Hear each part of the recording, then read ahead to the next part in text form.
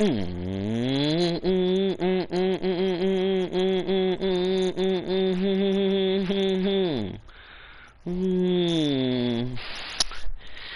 folks and welcome to F1 Paddock Pass, your post-qualifying edition for the 2021 Bahrain Grand Prix in Sakhir. It is an interesting session that has been very interesting, to say the least. We saw a very interesting session, and Max Verstappen led the opening two practice sessions. He was dominant again in FP3, and so we thought he could go into qualifying with a good chance to have a good weekend. And we'll tell you if he did that or not. We start, though, at the start, like I always do, in Q1. So Q1, as the sun goes down and the track starts to cool off, because we always talk about how Bahrain it eats up the tires. Qualifying is a lot different at night so far. Okay. So, sorry, that was my roommate. Anyway, P20, Nikita Mazepin. Has to look like they are not even going to do better this year, is what Will said yesterday. And that concerns me a lot, knowing that here's a team that really needs, after having to fire both Roman Grosjean and Kevin Magnussen, and we thought, maybe, they could redeem themselves. Unfortunately, that will not be the case, because it's really shocking that they are not. They're gonna just do the best they can in the car that they currently have,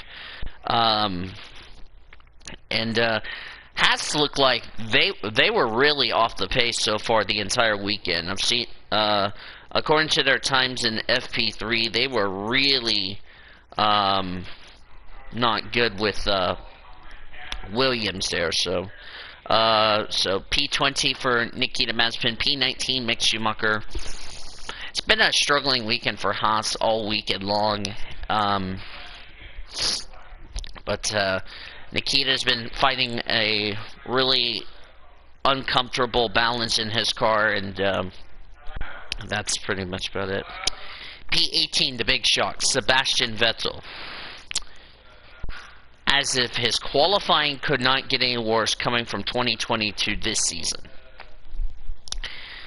Probably disappointed, and probably just hasn't had a good weekend so far. P17, Nicholas Latifi still can't get out of Q1, which is big shocker there. The big shocker, P16, Esteban Ocon.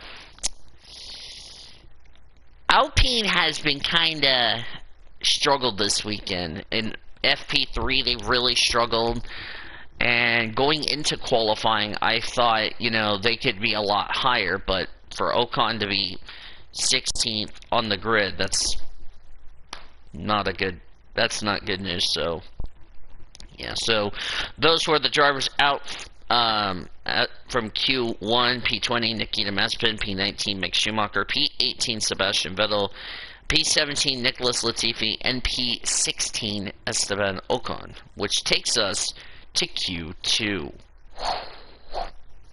So Q2 was interesting because this was the part where whatever tire you've set your fastest lap time on is the tire you're going to start the race, as far as that is concerned. First drivers out of Q number 2, P15, George Russell.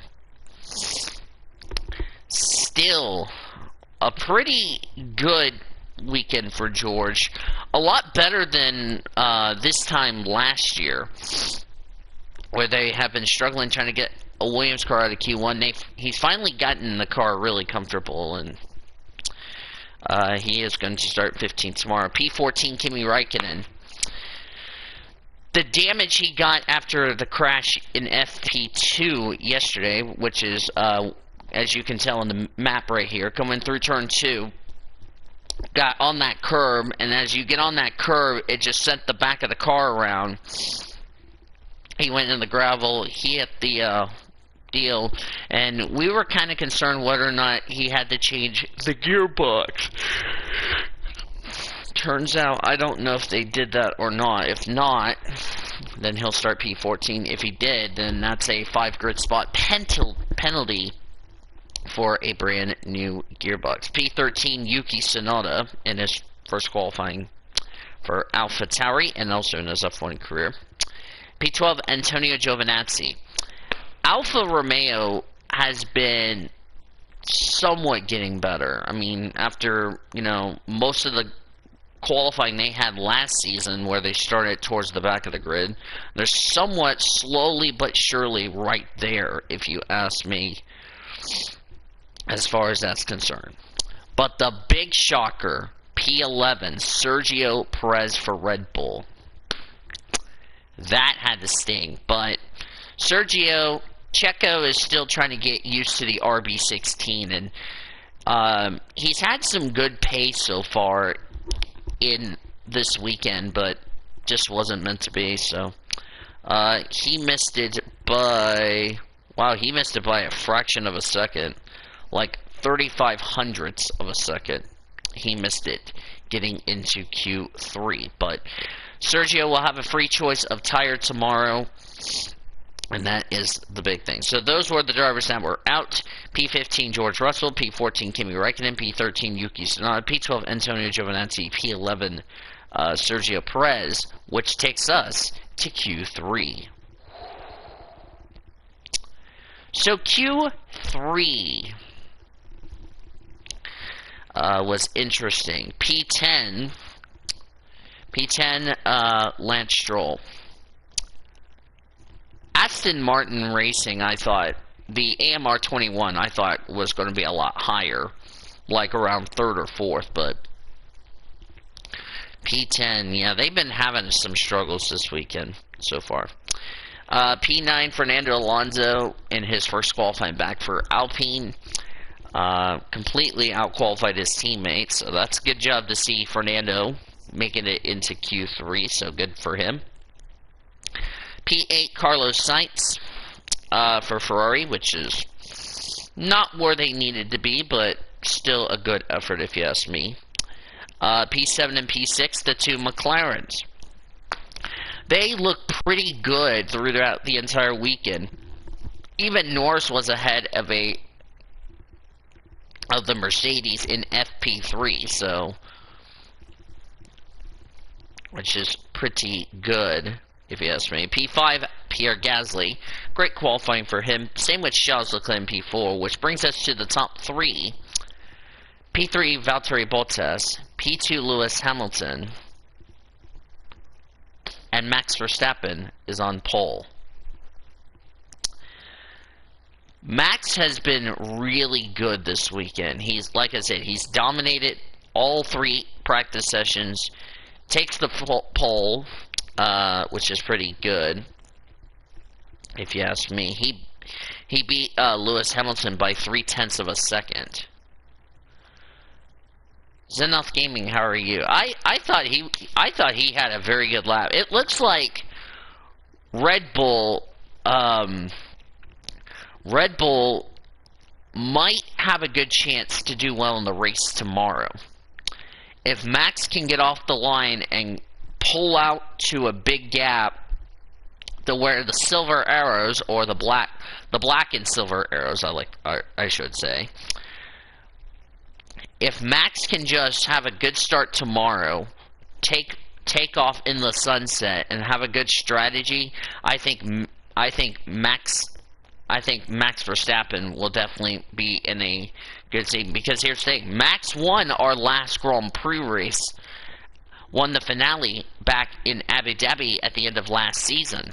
So that confidence he had after winning Abu Dhabi has helped the team get to where they are. So if Max can go out there and just get a good start, I have a good feeling he will definitely take the fight to the silver arrows. I think Lewis and Valtteri has been struggling with the car this weekend. Lewis has been okay with the car, but it's something you have to think that could be a big factor. So we'll have to wait and see how that's going to go in this weekend. So yeah,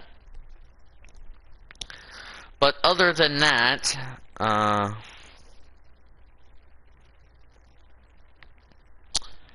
let me see.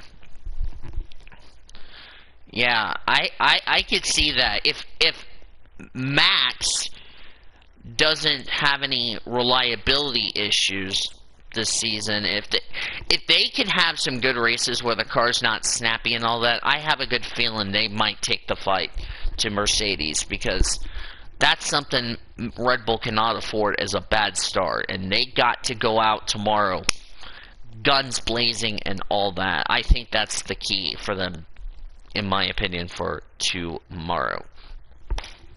But should be a good race tomorrow.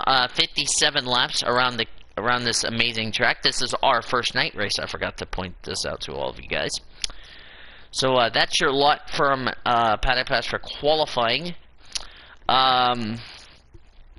It's going to be, if the last time we were here was any indication, boy, we got ourselves a good race coming up tomorrow.